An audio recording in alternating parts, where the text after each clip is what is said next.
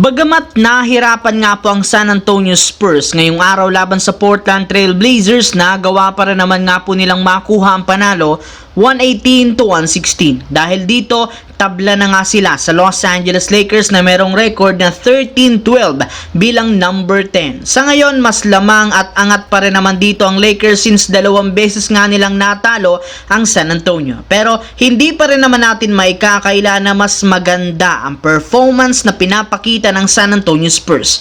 Kung inyo nga pong mapapansin, hirap nga po ang Lakers na umabot sa 100 points, kagaya na lamang ng nangyaring pagkatalo ng dalawang beses sa Minnesota at nagdaang linggo, hindi katulad ng Spurs na parating nakakapagtala ng 100 plus points. Kaya mas malinaw, efficient nga talaga ang opensa ngayon ng San Antonio kumpara sa Los Angeles Lakers na patuloy na nag-i-struggle na siyang pinakarason bakit bumabagsak sila sa standings. Ayon nga sa analyst, hindi ito katanggap-tanggap dahil napakalaki ng expectation ng mga ito sa team at hindi sila pwedeng maihilera sa mga teams katulad ng San Antonio. Samantala, para nga po sa inyong kalaman, isang beses pa lamang nananalo ang Los Angeles Lakers sa huling laro ngayong regular season, kaya hindi nga po nakakagulat bakit pinipilit ng mga fans ang front office na kumuha ng bagong makakatulong sa team. Ngunit imbis nga po ang main team na Lakers ang kumuha ngayon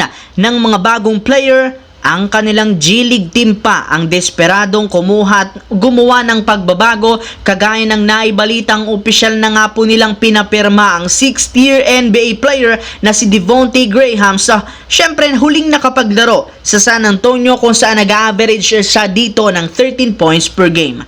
At hindi rin naman niya binigo ang G-League team ng Lakers dahil nakapagtala siya dito ng 19 points, 5 rebounds, 6 assists sa pagkatalo kontra sa G-League team ng Phoenix Suns. At ayon sa lumabas na balita, kung sakali man nga pong magtuloy-tuloy pa ang magandang performance nito, hindi malabong mailipat siya sa main team na Los Angeles Lakers sa mga susunod na buwan. Sa kabilang banda, nakabawi na nga sana ang Philadelphia sa kanilang nakalipas na laban matapos silang umangat sa ika-12. Ibig sabihin, may pag-asa pa rin talagang makapag-compete sa play-in tournament at makapasok sa playoffs kapag naging healthy ang mga key players. Subalit mukhang malabo rin naman ngang mangyari ito dahil magkakaroon at nagkaroon muli si Joel Embiid ng panibagong injury. Ayon nga po sa lumabas na balita, nagkaroon nga po si Embiid ng sinus fracture matapos siyang masiko ni Benedict Mathurin sa kanyang ilong habang sila ay nag-aagawan ng bola.